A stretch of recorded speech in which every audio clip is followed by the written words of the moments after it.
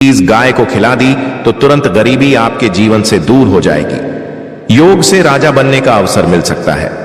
गौ माता के आशीर्वाद से 33 कोटि देवी देवताओं की कृपा हमेशा बनी रहती है। व्यक्ति के घर में कभी भी धन, वस्त्र और अन्न की कमी नहीं होती। आषाढ़ अमावस्या के दिन गौ माता को कुछ खिलाने से जीवन में खुशहाली आती है और गरीबी दूर होती है। तो दोस्तों, ऐसे कौन से उपाय हैं जो गौ माता से जुड़े हुए हैं और जिन्हें आषाढ़ अमावस्या के दिन करने से बड़े लाभ मिल सकते हैं? इससे पहले कि हम वो उपाय बताएं, मैं आपको इस खास दिन के बारे में थोड़ी जानकारी देना चाहता हूं। इस बार आषाढ़ अमावस्या 25 जून 2025 को है। इस दिन पवित्र नदी में स्नान करना चाहिए। भगवान भोलेनाथ और माता पार्वती की पूजा जरूर करनी चाहिए। साथ ही गौ माता को कुछ खाने के लिए देना चाहिए। इससे जन्म जन्मांतर की गरीबी हमेशा के लिए दूर हो जाती है। इस खास दिन का इंतजार हर पंडित, ज्योतिषी और हिंदू धर्म के श्रद्धालु साल भर करते हैं, क्योंकि इस दिन भगवान शिव, माता तुलसी और सभी देवी देवताओं की पूजा होती है। जो भोग इस दिन तैयार किया जाता है उसे भी गौ माता को अर्पित करना चाहिए। लेकिन इस दिन का सबसे बड़ा महत्व गौ माता की सेवा और पूजा का होता है। शास्त्रों और वेद पुराणों में लिखा है कि आषाढ़ अमावस्या का दिन भगवान विष्णु और माता लक्ष्मी जी का आशीर्वाद पाने का सबसे शुभ समय होता है। इस दिन भगवान शिव और माता पार्वती भी बहुत प्रसन्न रहते हैं और अपने भक्तों पर कृपा बरसाते हैं। एक मान्यता के अनुसार इस दिन सूर्य का तेज बाकी सभी दिनों से ज्यादा होता है। इस दिन सूर्य देव को अर्घ्य देना चाहिए। कई महिलाएं इस दिन व्रत भी रखती हैं ताकि उनके घर में सुख समृद्धि बनी रहे। अगर आप नहीं जानते तो बता दूं कि जिसकी कुंडली में चंद्र ग्रह की स्थिति मजबूत होती है, उसका भाग्य हमेशा उसका साथ देता है। ऐसा व्यक्ति जो भी काम शुरू करता है उसमें उसे सफलता मिलती है। यही कारण है कि आषाढ़ अमावस्या का हमारे धर्म में विशेष महत्व है। इस बार आषाढ़ अमावस्या के दिन 52 शुभ योग बन रहे हैं।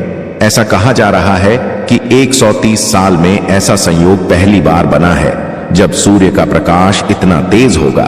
लक्ष्मी योग, ग्रह योग, नक्षत्र योग और अमृत सिद्ध योग जैसे शुभ योग इस दिन बन रहे हैं। आषाढ़ अमावस्या के दिन ब्रह्म मुहूर्त में उठना चाहिए, पवित्र नदी में स्नान करना चाहिए और पूरा दिन व्रत रखना चाहिए। इससे भगवान शिव और माता पार्वती की विशेष कृपा मिलती है। दोस्तों, इस दिन अगर आप ज्योतिष और तंत्र शास्त्र के अनुसार गाय से जुड़ा एक खास उपाय करते हैं तो आपकी कई जन्मों की गरीबी दूर हो सकती है। अगर आपने इस दिन ये उपाय सही विधि से कर लिया तो भगवान विष्णु और माता लक्ष्मी जी की कृपा आप पर जरूर बनेगी और आप धनवान बन जाएंगे। इस दिन सभी लोग श्री हरि विष्णु और माता लक्ष्मी की पूजा करते हैं और गौ माता को भी भोजन जरूर कराते हैं। अब आपके मन में सवाल होगा कि गाय को ऐसा क्या खिलाना चाहिए जिससे भगवान विष्णु और माता लक्ष्मी का आशीर्वाद मिल सके? तो दोस्तों, आपने देखा होगा कि जब भी आपके घर पर दिवाली, धनतेरस या आषाढ़ अमावस्या की पूजा होती है तो गौ माता की पूजा जरूर की जाती है। गौ माता को जो भोग बनाया जाता है उसमें से थोड़ा हिस्सा उन्हें जरूर खिलाया जाता है। कम से कम 2 पूड़ियां तो दी ही जाती हैं। इसलिए दोस्तों, इस उपाय को आपको आषाढ़ अमावस्या के दिन ही करना है। साथ ही सूर्य देव को भी अर्घ्य देकर विधि विधान से उनकी पूजा करनी चाहिए। इस बार की आषाढ़ अमावस्या बहुत खास है क्योंकि इस वीडियो में हम आपको गौ माता से जुड़े ऐसे उपाय बताने वाले हैं जिन्हें करने से आपके जीवन के सारे दुख, परेशानी, संकट और असफलता खत्म हो सकते हैं। इससे आपके जीवन में अपार धन, सुख और समृद्धि का वास होगा। धन से जुड़ी कोई भी कमी नहीं रहेगी। आपका भाग्य मजबूत बनेगा, धन प्राप्ति के योग्य बनने लगेंगे और आपके घर में कभी भी अन्न, वस्त्र या धन की कमी नहीं होगी। आपको बता दें कि आषाढ़ अमावस्या के दिन भगवान हनुमान जी, मंगल देव और शनिदेव की भी पूजा करनी चाहिए। ऐसा करने से आपकी कुंडली में मौजूद मंगल ग्रह से जुड़ा दोष भी समाप्त हो सकता है और जीवन में सुख, शांति, धन और समृद्धि का आगमन होता है। आपकी सभी मनोकामनाएं पूरी हो सकती हैं।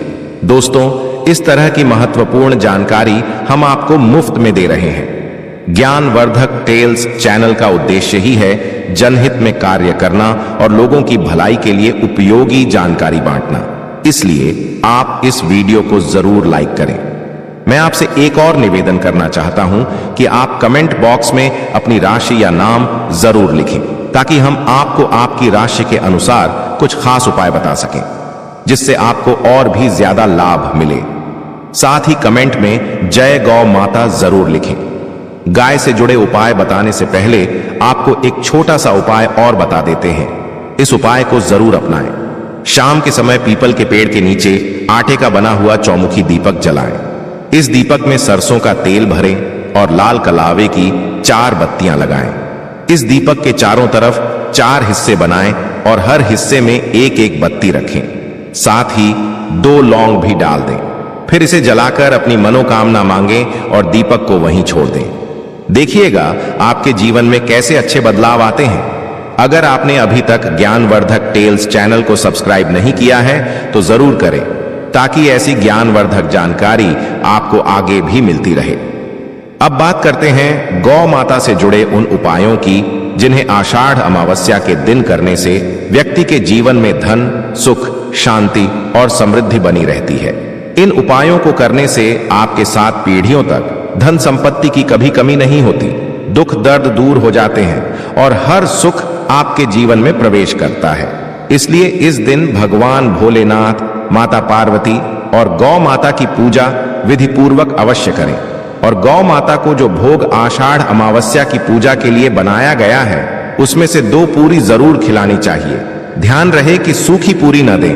पूरी के ऊपर आप जो भी मिठाई, सब्जी या हलवा बनाया है वह भी गौ माता को अवश्य खिलाएं। दोस्तों, हर शुभ और मांगलिक कार्य में गाय या उससे जुड़ी चीजें जैसे गोबर, गोमूत्र, दूध या दूध से बना घी जरूर शामिल करें। इससे आपको पुण्य मिलेगा।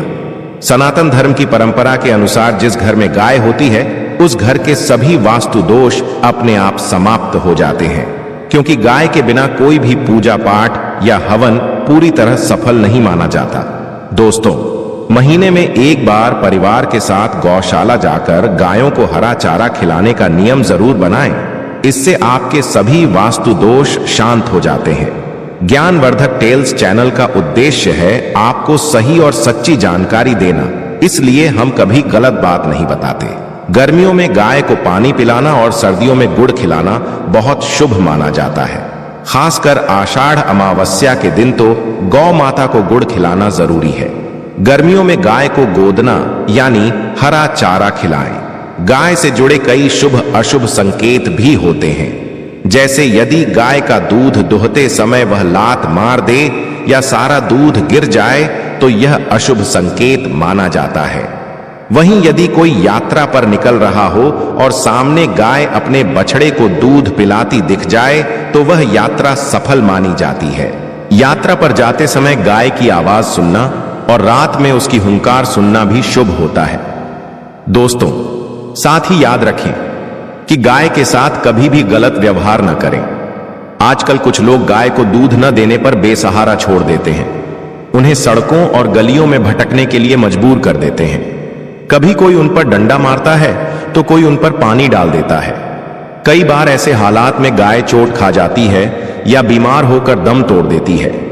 इसलिए जरूरी है कि हम सब यह समझें कि गाय हमारे धर्म और संस्कृति का महत्वपूर्ण हिस्सा है। शास्त्रों में भी गाय को माता का दर्जा दिया गया है। गाय को मारना या पीटना ऐसा ही है जैसे कोई अपनी मां को पीटे।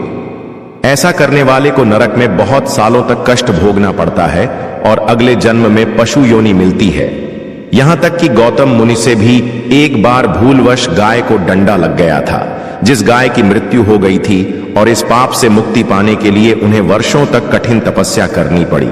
इसलिए आषाढ़ अमावस्या के दिन श्री कृष्ण जी ने वृद्ध आश्रम में बैल रूपी असुर का वध किया था। इस पाप से मुक्त होने के लिए भगवान श्री कृष्ण ने सभी तीर्थों को एक कुंड में बुलाया और उसमें स्नान कर इस पाप से छुटकारा पाया।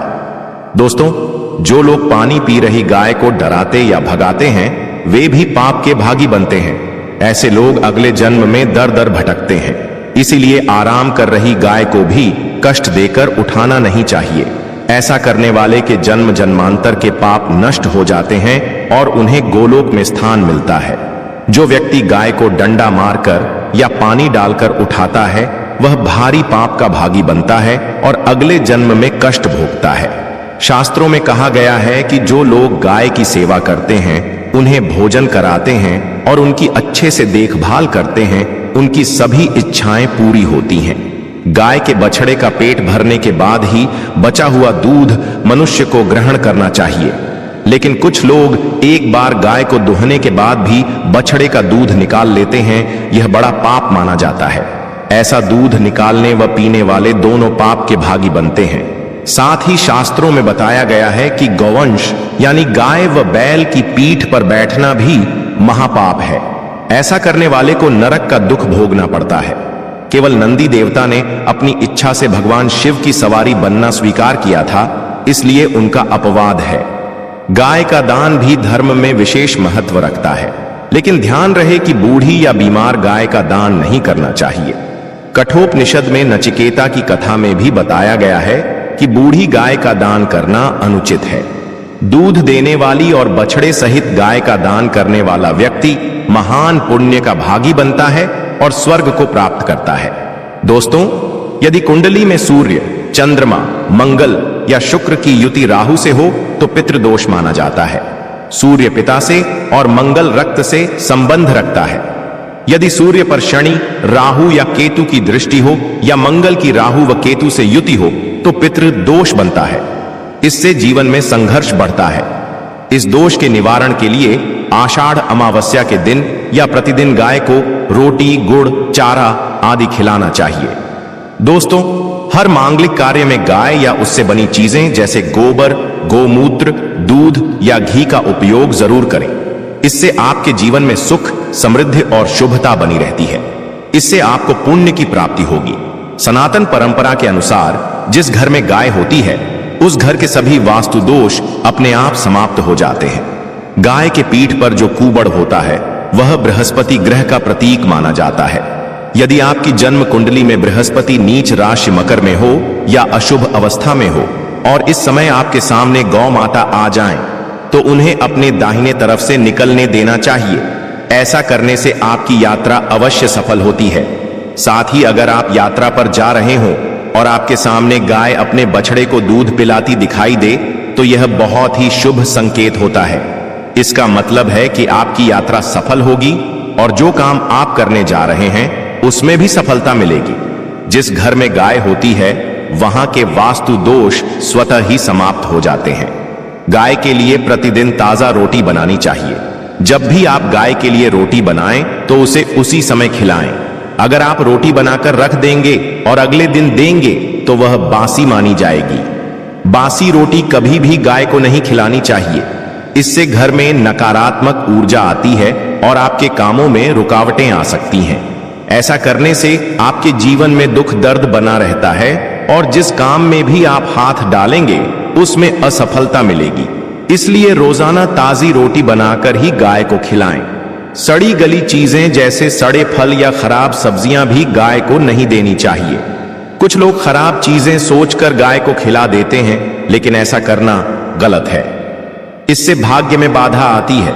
आप चाहें तो आटे की 11 लोइयां बनाकर उन पर हल्दी लगाकर गाय को खिला सकते हैं। सभी लोइयों को मिलाकर गाय को खिलाएं और उनके चरण स्पर्श करें। ऐसा करने से आपके सभी काम बनने लगेंगे, जीवन के कष्ट दूर होंगे और खुशहाली आएगी। अगर आप चाहें तो एक बार गाय की 7 बार परिक्रमा भी कर सकते हैं। इससे भी